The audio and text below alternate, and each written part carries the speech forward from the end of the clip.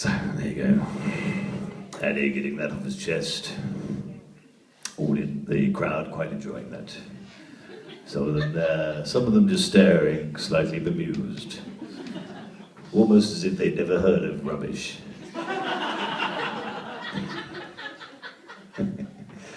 So, okay.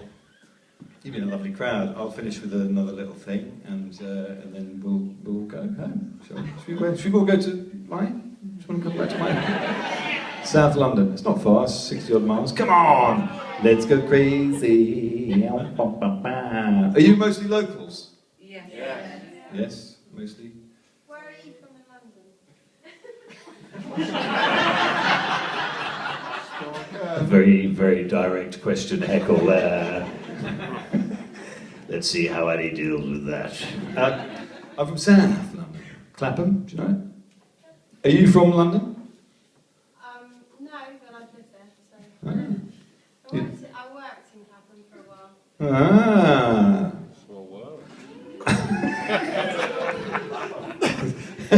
I love the way you played along with that. Oh, so fucking what?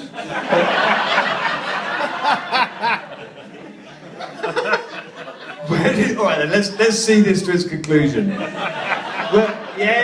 Where did you work? Tell us, where did you work? Oh, please tell them. Please tell Strip club. Where did you work? At the theatre! Which one? The BAC? No, that's back. Where? Oh, God. Can't She was a you? dancer. Oh. Oh. Let's get her up to do a little bit of dancing. Yeah. I'll play a little bit of country blues. Can you dance the country blues? Better than that. Better than that. So what? You were a dancer? Oh gosh, please. She's a dance teacher and she did lots of dancing. I did, back in the day. Back in the day. Ships on everything. I just used to do... And this is your manager, obviously. Like, if you need someone, if your little girl needs a dancing partner or instructor, That's very straight reasonable. piss taker. Yeah, she was sleeping up there, dying. Yeah. Which I would, so they're having their own little show now. It's quite interesting. It's like, it's like they have their little... Attention! Welcome. So are you just on your own, or is this the whole group? Because you all look a bit nervous and embarrassed. They're not your friends. It's a whole, honestly, don't embarrass mum and dad, okay? Do you know these girls? No. You're very definite about no fucking way. Would I even think of going out in public with those girls? You know them? No, I don't. So you just thought, fuck it, we're going to join some poor couple sitting there. They won tickets to come here. Barclaycard. Oh wow! So we know he works at Barclaycard. I love it. You're actually passed the test of listening to the whole gig. All right, tell me something about her. I bet she was spoken to. Come on. She wasn't correct.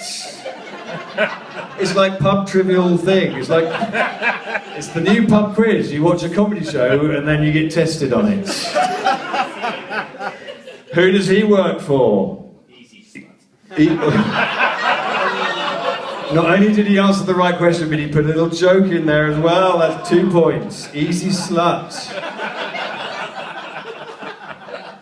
So you work for Barclaycard, do you? Got dancers in. We've got it all, baby.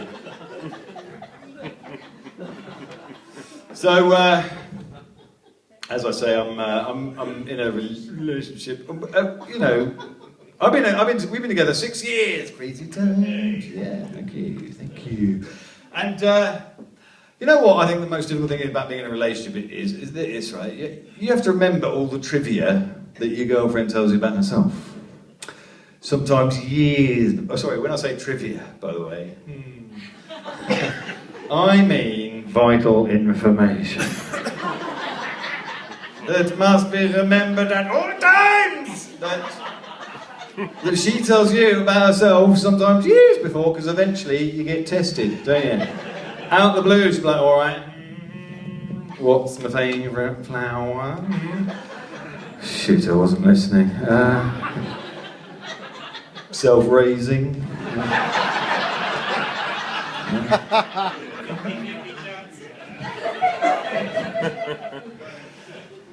We argue, right? Our arguments usually end, though, when one of us storms out of the room. You know, it gets to that point in an argument, one of you will just be like, that's it, I can't take it anymore. But I've noticed a difference. The difference is this. When I storm out of the room, the argument isn't quite over. Still a little bit of unfinished business that needs to be taken care of. Because if she storms out of the room, right, I've got to be perfectly honest with you, I'm just left there thinking, oh, thank fuck, that's over. But if I storm out of the room, I'll be followed. We need to talk. Which is another way of saying, you need to listen. And apologise. But we still have a little bit of the old sex every now and then, ladies and gentlemen.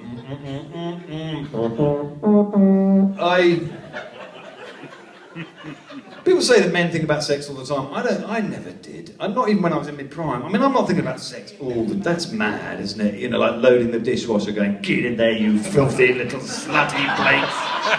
You greasy cups and slut. Oh, look at you. Sometimes I'm thinking about sex sometimes, you know, sometimes I'm thinking about cricket. Yeah. Filthy, padded up sluts. Rubbing the ball on their thighs. We still have a little bit of sex though every now and then, me and my missus. I like sex, right? I'll leave you with this, bit of filth. You up for a bit of filth? Wow, wow, wow, wow, wow. Those two girls, definitely are. And you, easy slut. Have a bit of filth on easy sluts. This is my take on sex, right? I like sex, but it does get a little bit messy, doesn't it? Do you know what I mean? And I'm not talking about the actual sex here, but there is a little bit of cleaning up that has to be done afterwards, isn't there? There's no getting away from it. It's true, that has to be done. We're all adults, we've all been there, it's got to be done. And I just find it such an interesting contrast between the passion of the sex. You know?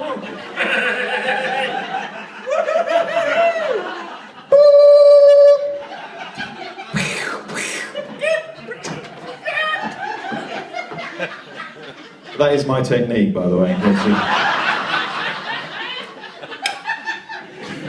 Ladies.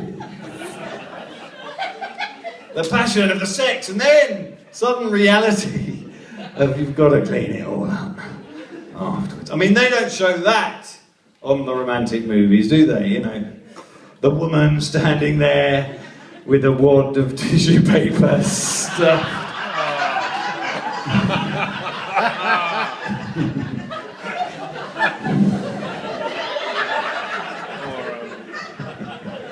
Slowly making her way to the bathroom. Trying to look as sexy as possible. You know?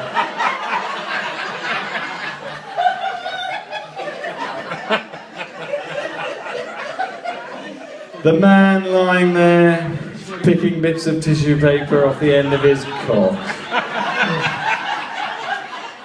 Like some sort of pervy leper, yeah.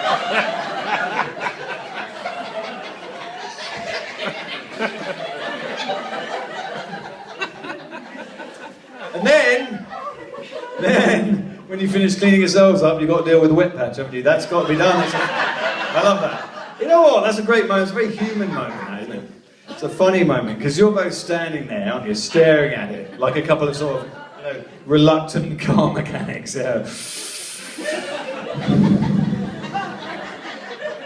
All that bed's a write-off, anyway.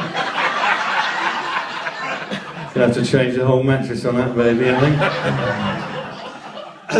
And then the other one will be like, no, we'll do a botch job on that. Do a nice, yeah. Put a towel over the top of it till the morning.